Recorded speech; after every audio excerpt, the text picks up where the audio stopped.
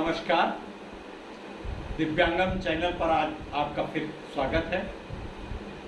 मित्रों, इधर हमने एक प्रयास किया है कि दिव्यांगम आपके लिए बहुत विशेषज्ञों जो आपके दिव्यांग समस्याओं के ऊपर प्रतिदिन उनका विश्लेषण होता है, प्रतिदिन वो समीक्षा करते हैं, प्रतिदिन दिक्कतों को सामना करते हैं और स्वयं दिव्यांग हैं। और दिव्यांग खाली अस्थि दिव्यांग नहीं, प्रज्ञाचक्षु भी हैं, हमारे मूक बधिर भी हैं और हमारे मस्तिष्क के जो दिव्यांग हैं, जो उस तरीके को, उनसे भी हम बातचीत करते हैं। तो आज हम फिर पुनः आपको मिला रहे हैं गिरी जी से।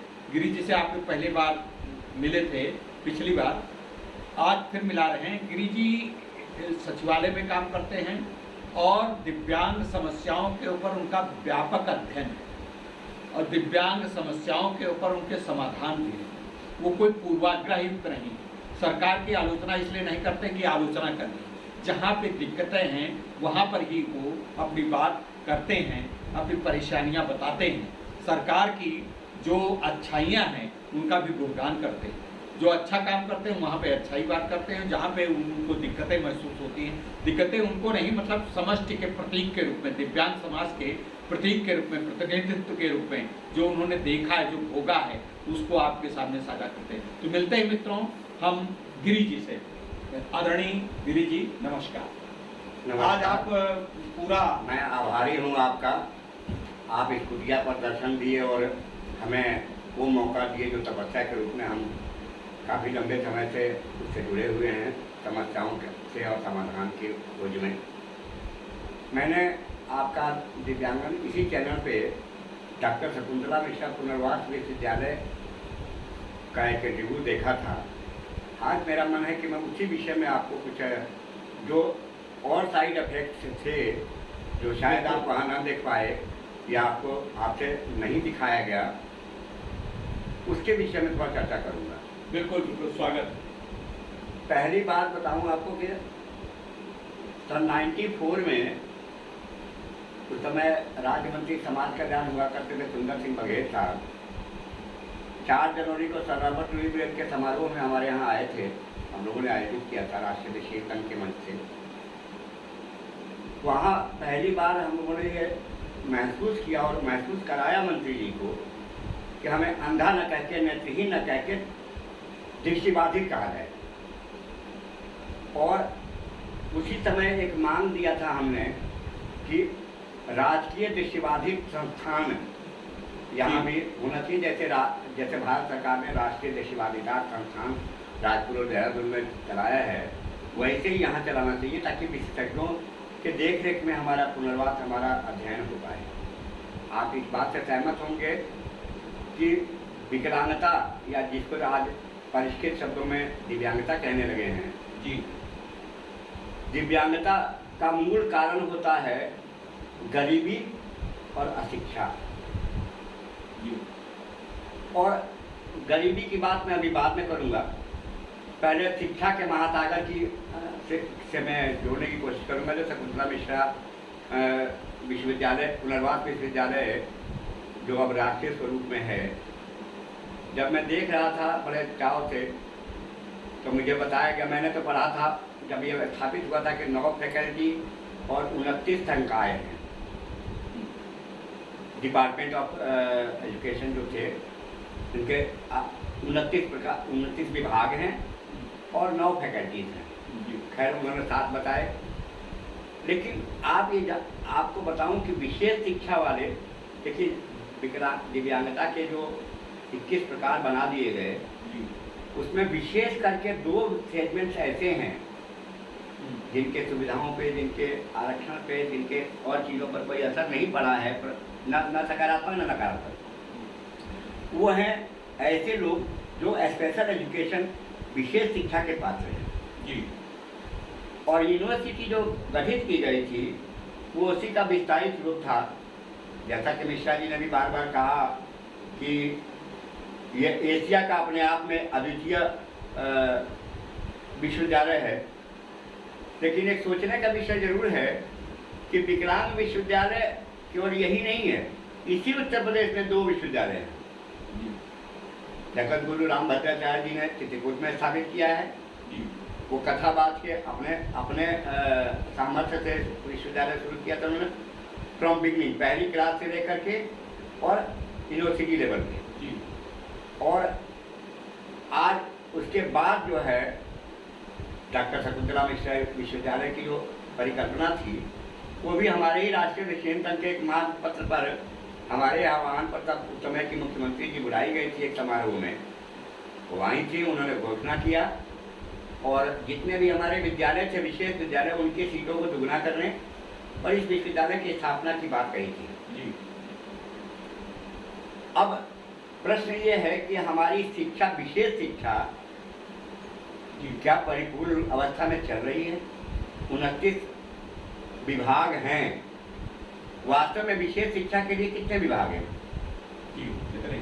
म्यूजिक और क्राफ्ट, इस तरह के सब्जेक्ट जो थे, जो दृष्टिहीन जिसको स्पर्श से कर सकते थे, उसमें अपनी पराकाष्ठा बना सकते थे, उन विषयों पर तो काम हुआ, फिर आते जाते रहे। एक गोंडा में हमारा सेंटर था जो बंद कर दिया गया, महिलाओं के लिए था। उसके बाद खड्डी यानी कपड़ा बुनाई का था, वो भी अब खत्म हो गया। इसके अलावा chair recaning, weaving, chair recaning, shop making, candle making, ये सारी कौशल विकास की विधाएं थी जो हमारा समाज कल्याण विभाग पहले दक्षता दिलवाता था।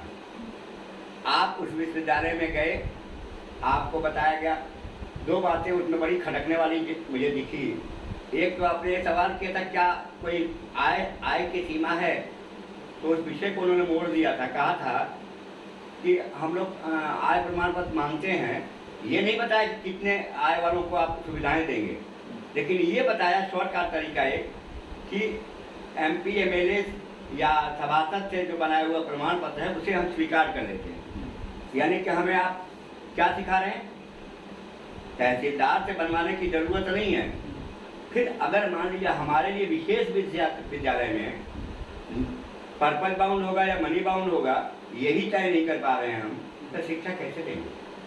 और इससे बुनियादी सुविधाओं का मतलब है समान अवसर नीति हो या अधिकारों का संरक्षण हो, इसकी क्या व्यवस्था हम उन्होंने उस समय जिस बिंदु पे आप आय प्रमाण पत्र की बात कर रहे हैं, उस समय उनका आशय ये था कि यहाँ पर किसी भी आय सीमा का, चाहे 5 लाख, 10 लाख, 20 लाख, किसी भी आय सीमा का हो, हम उसको अंग निःशुल्क देंगे। अंग की बात की, अंग जो कृत्रिम अंग, कैलिपर्स, बैसाखी और पैर लगाना, हाथ लगाना, इस बात पे वो ये महावीर की तरफ से, महावीर सेवा संस्थान की तरफ से ये संचालित है। और इसमें शकुंतला विश्वविद्यालय का कोई बस इतना भरे योगदान है कि उन्होंने अपना स्थान वहाँ पर मुहैया किया है और वो महावीर संस्थान ही चलाता है।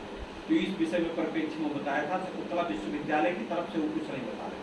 शकुंतला विश्वविद्यालय में भी देखिए ऐसा है, आपने नॉमिनल फीस तो कहा था उन्होंने। हाँ, जब हमारे लिए स्पेशल यूनिवर्सिटी है वो, पहली बात तो उस यूनिवर्सिटी के कहीं भी बैनर पे आपने दिव्यांग वर्ड नहीं, हमारे लिए खुला। अगर हमारे लिए खुला तो आरक्षण की हमें क्या जरूरत है? उन्होंने बताया आपको 50% हम आरक्षण देते हैं। इंटीग्रेटेड एजुकेशन के कंसेप्ट को मैं स्वीकार करता हूँ। तो शिक्षा हमें कई तरह से दी जा सकती है।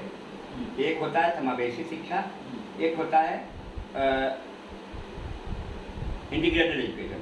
समावेशी शिक्षा को इंटीग्रेटेड एजुकेशन कहते हैं, लेकिन और भी हमें अपने सेक्टर में अलग अलग करके रखते हैं। जैसे हमारे लिए अलग हॉस्टल कर दिया गया, अलग, वहीं पर हम अकेले रहेंगे, तब सारी सुविधाएं हमें दी जाएंगी। वो पर्पस बाउंड नहीं होता है, वो मनी बाउंड होता है। अगर हम समाज विकलांग कल्याण विभाग के विद्यालय में एडमिशन लेना है, तो अगर आप उस अभिभावक की 1,20,000 रुपये सालाना से ज़्यादा आय होगी तो जनरली एडमिशन नहीं पाएंगे आप। अच्छा, उसके लिए फिर फर्टिफिकेशन। अब उसका आशय क्या है कि भरण पोषण अनुदान योजना से हम चला रहे हैं, यानी विद्यालय नहीं अनाथालय चला रहे हैं। हाँ, ठीक। यही चीज, ये तो बड़ी विचित्र बात। और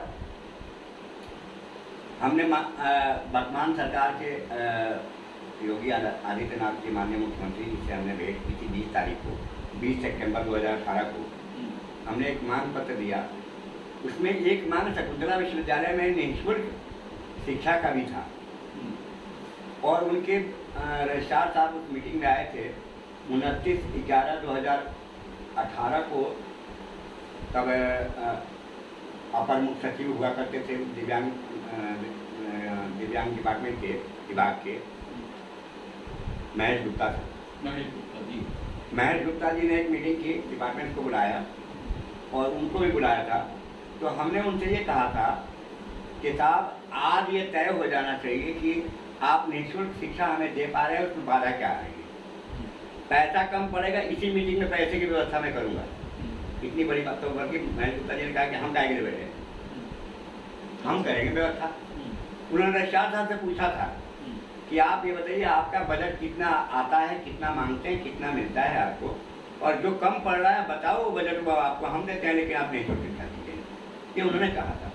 फिर भी आज तक कहा बातों में रह गई। वो गवर्नर साहब के हैसियत हो गए हैं और अब वो बात कहाँ की कहाँ चली गई। मेरे पास इसके एविडेंस हैं। शकुंतला मिश्रा यूनिवर्सिटी में खुद जो सिलेबस हैं उसमें क्या इनकी विधाओं को नहीं रखना चाहिए। हर विद्यार्थी को जो इंटीग्रेटेड एजुकेशन में वो बाहर जाएगा, समाज में IAS बनेगा, PCS बनेगा, बाबू बनेगा, कलेक्टर बनेगा, कुछ भी बनेगा। वो अगर हमारी समस्याओं का अध्ययन करके जाता, समाधान का अध्ययन करके जाता, तो इस सोशल इंटीग्रेशन का हमारे वास्तव में पुनर्वास में इसका लाभ होता, पर ऐसा नहीं है। दूसरी बात, उन्होंने आपको 2 बातें और बताया था। देखिए, लिपि ज्ञान के बिना शिक्षा का कोई मतलब नहीं है। आज मान लीजिए आपको कविता लिखना हो, अगर लिपि ज्ञान नहीं है तो आपका आप अभी मन में आया है, परसों भूल जाए, करीब अभी 2 घंटे में भूल जाएंगे। और डॉक्टर शकुंतला मिश्रा यूनिवर्सिटी में ब्रेल प्रेस स्थापित करने की योजना बहुत दिनों से 10 साल हो गए हैं। अभी ब्रेल की पुस्तकें उपलब्ध कराने की, ब्रेल पेपर्स उपलब्ध कराने की मैकेनिज्म तक नहीं है उस यूनिवर्सिटी। अच्छा जी, आप कागज हमें लिखने को कागज नहीं देंगे, हम अभ्यास पुस्तिका क्या अभ्यास कैसे करेंगे। दूसरा विकल्प हम लोग ब्रेल लिपि का विकल्प बनाया गया था, रिसर्च करके तमाम लोगों ने बनाया। यहाँ भी एक हमारा ऑर्गेनाइजेशन और है दूसरा, जो डॉक्टर राकेश जैन उसके जनरल सेक्रेटरी हैं, reaction society of the visually impaired उसका नाम है। वो रेडियो स्टेशन से और या TV सेंटर से एंकर्स को बुला करके रिकॉर्डिंग कराते हैं और रिकॉर्डेड मटेरियल हम लोग को उपलब्ध कराते हैं जी। लेकिन उनके पास भी मिनी 10 लाख रुपए एक बैंक ने उनको डोनेशन दिया था और मिनी ब्रेल प्रेस स्थापित किया था। उस मिनी ब्रेल प्रेस की क्वालिटी में और गवर्नमेंट ने जो अभी ब्रेल प्रेस जिसको शिफ्ट करने की बात हो रही थी शकुंतला में, वो ब्रेल प्रेस बनाया निशादगंज में, उसकी क्वालिटी आज स्थिति है कि वहाँ न पर्याप्त स्टाफ है। प्रूफ रीडर के नाम पर म्यूजिक टीचर को से प्रूफ रीडिंग कराते थे, अभी दिव्यांग विद्यालयों के टीचर्स को बुला करके प्रूफ रीडिंग करा रहे हैं। क्या स्केल देंगे, क्या प्रमोशन की उनकी व्यवस्था होगी, क्या मतलब क्या कैसे किया जाए, मैकेनिज्म तक आज तक सेटल नहीं हुआ। 10 साल हो गए यूनिवर्सिटी से लेकर के डिपार्टमेंट के एक्सपर्ट जनरेट करने की विधा में। इसका मतलब आप ये कहना चाहते हैं कि दिव्यांग विभाग में ब्रेल लिपि के प्रेस करने के लिए जो कि शकुंतला विश्वविद्यालय में होना चाहिए था वो तो हो ही नहीं पाया, लेकिन अगर उसका विकल्प निशादगंज का जो इनका शैक्षिक केंद्र है, शैक्षिक संस्थान है, वहाँ पे जो किया जा रहा है वो भी पूरी तरीके से कि उसकी गुणवत्ता उतनी नहीं है जितनी कि प्राइवेट सेक्टर में हो रही है। यही तो गुणवत्ता ही नहीं सर, वहाँ वो अपने विद्यालय के बच्चों को पूरा नहीं कर पा रहे हैं, स्टाफ नहीं। हाँ, स्टाफ नहीं है, मैकेनिज्म नहीं है उसका।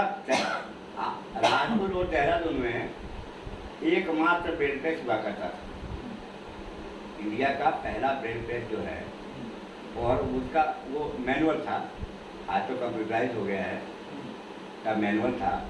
6 मशीनें लगी थी, 3 खराब हो गई थी, 3 बाद में रहते। हम लोग डिमांड किया था कि उसको 4 जो है 24 घंटे चलाइए 3 शिफ्टों में, क्योंकि इंडिया भर के करना है।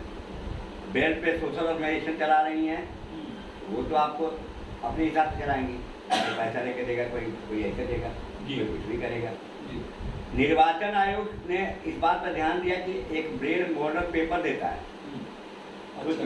ना कहाँ से कहाँ निर्वाचन आयोग एक ऐसा डंडा है जिसे सभी रखते हैं। तो वहाँ ब्रेल में हम अगर पेपर देने, अगर हम वोट कास्ट करने जाते हैं तो हमें एक ब्रेल में मॉडल दिया जाता है कि ये प्रत्याशी हैं, आप जिस चिन्ह पर चाहें वो जी। हर सेंटर पे होता है जी। कोई भी दृष्टि दिव्यांग डिमांड कर सकता है कि ब्रेल का वो दीजिए आप, और मिलेगा। और लेकिन जो इनके विद्यालय हैं उन विद्यालयों के पढ़ने वाले के लिए ब्रेल की व्यवस्था नहीं, न ब्रेल की व्यवस्था है, न रिकॉर्डेड लाइब्रेरी की व्यवस्था है। जब आप हमें लाइब्रेरी की सुविधा नहीं दे पाएंगे, जब आप हमें लिखने पढ़ने के लिए पेपर उपलब्ध नहीं करा पाएंगे, और असमानता की बात बताऊँ, एक उस विश्वविद्यालय में खाने पर 84 रुपया पर डे खर्च होता है। एक विद्यार्थी के खाने पर 84 रुपये पर डे खर्च होता है। ये पॉवर्टी एविलिएशन स्कीम से अब अगर वही व्यक्ति सोचिए ज्वाइंट बनता है 84 रुपये खर्च आता है, तो वहाँ 50 आपको बताया था उन्होंने कि 1200 की कैपेसिटी है, और जो हिसाब बताया था उन्होंने 84 रुपये पर डे का खर्चा है खाने पर। और बाहर आप जो लोग नहीं एडमिशन पा पाते हैं वो कितने रुपये में खाएंगे, इसमें भ्रम है ना। पुनर्वास विश्वविद्यालय का क्या कंसेप्ट बताएं, जब हमें आप सरकार को के सलाहकार परिषद में आप नहीं हैं, सलाहकार की भूमिका आप अदा नहीं कर पा रहे हैं, आपकी अपनी बंदिशें हैं, और ना आप राष्ट्रीय स्वरूप। उन्होंने कहा कि हम प्रदेश के बाहर के लोगों को भी सुविधाएं देने लगे हैं। माननीय मुख्यमंत्री जी से हमने बात की थी, और अब उन्होंने कहा कि विश्वविद्यालय का मतलब क्या हुआ, यूनिवर्सिटी वर्ड यूनिवर्स से जुड़ा हुआ है जी। विश्व का कोई भी आएगा तो आपका अध्ययन कराएंगे, बिल्कुल सही। अगर मनी बाउंड नहीं है तो ये सब क्या जरूरत क्या है, आपको ये कहना क्यों पड़ा। ठीक। और मैं आपको बताऊं कि बजट और हो या ना हो, हमें निःशुल्क शिक्षा दी जा सकती है, इसके लिए कोई दिक्कत की बात नहीं। पैसे कहीं नहीं आ रहे, क्योंकि देखिए अभी बताऊँ आपको, हाउसिंग में जो कंसेशन मिलता है हम लोगों को, वो क्रॉस सब्सिडी की पद्धति से एडजस्ट किया जाता है। 3% हमारा आरक्षण जो हाउसिंग में 5% हो गया है, उसमें हम जो छूट देते हैं वो छूट की राशि 50% से ज़्यादा संपत्तियों के विक्रय पर के विक्रेताओं पर डाल देते हैं जी। तो अगर विकलांगों के लिए गठित विश्वविद्यालय है जी, वो जो नॉन हैंडीकैप्ड लोग आते हैं पढ़ने के लिए जी, उनको बढ़ा के फीस लेके इनको निःशुल्क क्यों नहीं कर सकते, क्रॉस सब्सिडी वहाँ क्यों नहीं कर सकता है। तो सवाल ये समझने की है, नहीं उनसे जो सकलांग आते हैं ऐसा नहीं उनसे कम फीस लेते हैं, उनसे फीस बहुत ज़्यादा दी जाती है, और उनका उस फीस का अगर सब्सिडी जो आप ये सुझाव दे रहे हैं ये बिल्कुल सही है, बिल्कुल युक्त संगत, और ये करना चाहिए। लेकिन ये अगर देखिए हम लोग सब, मैं बेसिकली ब्लाइंड के क्षेत्र में काम किया हूँ, इसलिए उसी विषय में ज़्यादा थोड़ी जानकारी है। जब हम जान रहे हैं, एक बड़ा मुद्दा और भी आपके चैनल पे भी आया था और जगह से भी आया कि पैरामिलिट्री फोर्सेज में जो है हमारे आरक्षण को रद्द कर दिया से उस सीटों को बाहर कर दिया गया है, रिजर्वेशन अवेल नहीं हो पाएगा, उसे बाहर रखा जाएगा। तो वहाँ ये झगड़ा था, और फिर यहाँ जब विशेष विद्यालय हमारे लिए था, हमारी अधिक से अधिक उपयोगिता हो, अगर हम आपके हमारी उपयोगिता की व्यवस्था करने के लिए हम याचना करें। अभी आंदोलन हुए थे, देशीनों ने आंदोलन भी किया था शकुंतला मिश्रा के प्रबंधन पर जी, कोई सुनने वाला नहीं था। बेल पे अगर कोई बच्चा पढ़ने के लिए मांग रहा है कि अंकल जी, पापा जी, सर मुझे आप बेल पेपर दीजिए मैं लिखूं, वो भी नहीं देंगे आप। अरे आप 50 रुपये नहीं 50 रुपये में खाना खिलाइए, लेकिन हमें पढ़ने को तो दीजिए। मतलब है शकुंतला विश्वविद्यालय, जो कि दिव्यांगों का प्रतिनिधि विद्यालय, एशिया का सर्वश्रेष्ठ विद्यालय बताने का प्रयास किया जाता है, वहाँ पर भी जब दिव्यांगों से, विशेषकर प्रज्ञाचक्षुओं से, हमारे नेत्रहीन विद्यार्थियों के लिए जब ब्रेल लिपि का प्रॉपर सुचारू रूप से प्रबंधन नहीं हो सकता है, तो हमें ये प्रश्न उठाना सहज लगता है कि दिव्यांग विश्वविद्यालय की जो परिकल्पना है वो पूरी तरीके से चरित्रार्थ नहीं हुई। और जब ये चरित्रार्थ नहीं हुई है तो हमारे पास, हमारी सरकार के पास, हमारे प्रदेश के, राज्य सरकार के पास विशेष दायित्व बनता है कि इन समस्याओं का निराकरण करें। अच्छा गिरी जी, एक और मैं प्रश्न पूछना चाहता हूँ आपसे, आप मेरी बात से सहमत होंगे कि क्या इस प्रकार के विश्वविद्यालयों में गैर छात्रों की या गैर प्रबंधन में क्या जो दिव्यांगों से जुड़े हुए सामाजिक जो संगठन हैं, जो नॉन NGOs हैं, उनके प्रतिनिधियों को परामर्शदात्री समिति में इनको नहीं लेना चाहिए? देखिए, पिछली सरकार में डॉक्टर शकुंतला मिश्रा की विश्वविद्यालय की स्थापना हुई थी, तब एक एडवाइजरी बोर्ड बनी थी और उस एडवाइजरी बोर्ड में हमारे नेत्रहीन के प्रतिनिधि थे, जहाँ तक मैं जानता हूँ कि मिश्रा SK सिंह की थे बॉडी में।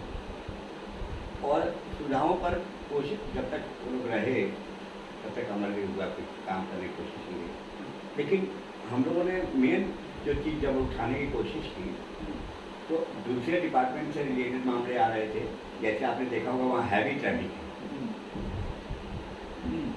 एक साइड में स्कूल्स हैं, दूसरे साइड में यूनिवर्सिटी है। सही है।